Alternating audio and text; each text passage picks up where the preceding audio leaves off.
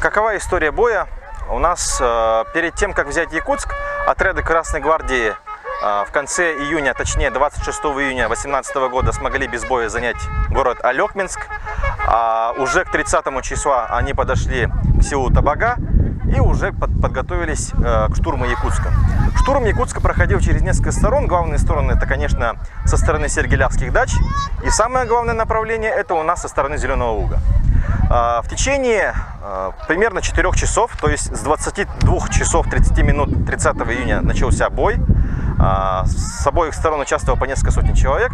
Бой длился до 2 часов ночи 1 июля.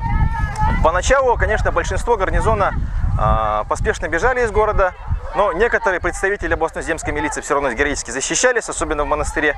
Вот если говорить о потерях, сколько погибло с двух сторон.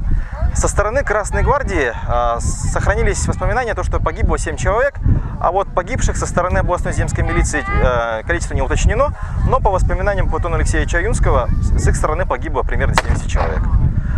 Конечно, вот этот бой является первым эпизодом боестолкновения в ходе гражданской войны в Якутии.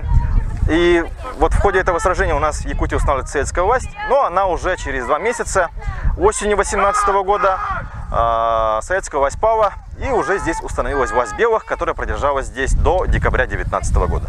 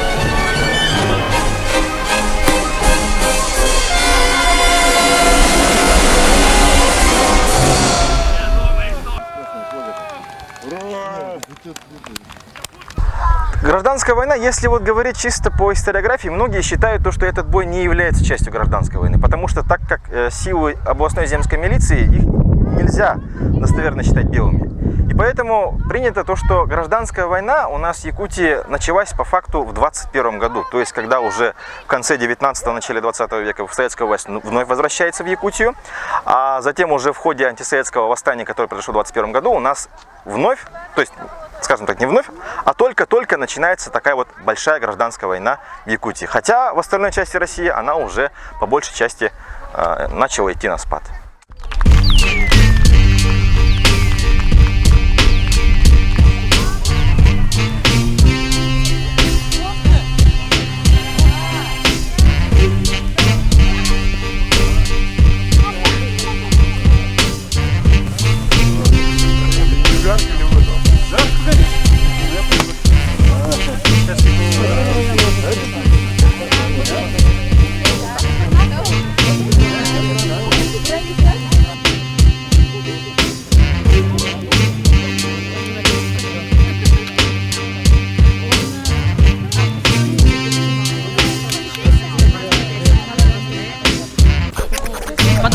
Потому что они взрываются. Потому что вот там же есть такая желтая штука. Она дальше взорвется.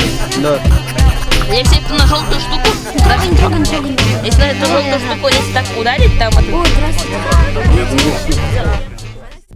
Вот с точки зрения исторической достоверности вы спрашиваете. Вот, конечно же, мы в своей реконструкции допустили несколько таких художественных моментов, потому что, во-первых, бой шел ночью, а мы делаем его днем, это уже некое отступление, но делается оно, конечно, из прагматичных побуждений, так сказать.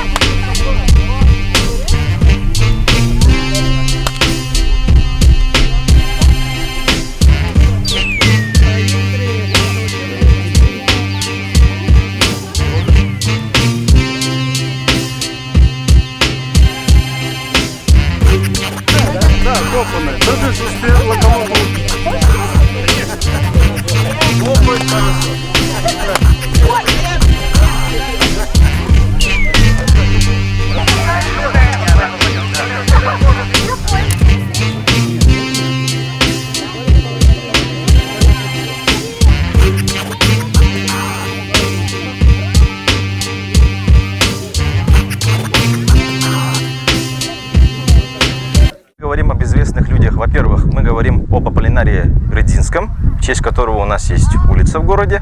Он является поляком по национальности, большевиком, почему он запомнился для нашей республики? Потому что он первым здесь установил советскую власть.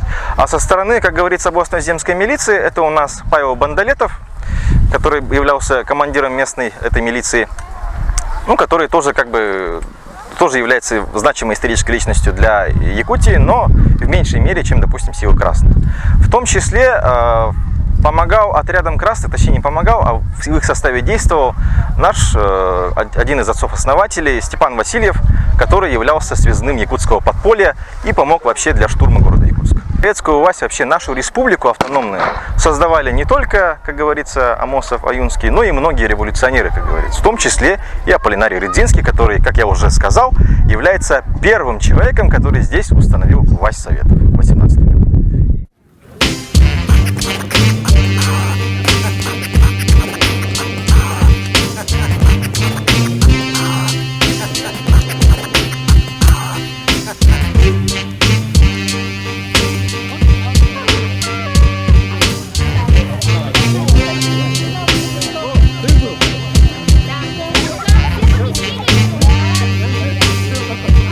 Обусловлена была победа красных в этом бою тем, что местная милиция и вообще местное руководство, оно, так сказать, не было достаточно организованным, не было достаточно мотивированным, потому что у красных была четкая цель, идея вот этого вот большевистская коммунистическая идея, которой, к сожалению, допустим, не было у представителей белых. Но уже те люди, которые пришли сюда осенью 18 года, они уже имели какую-то мотивацию. И мотивация их была проста. Это искоренить советскую власть вообще со всей земли бывшей Российской империи.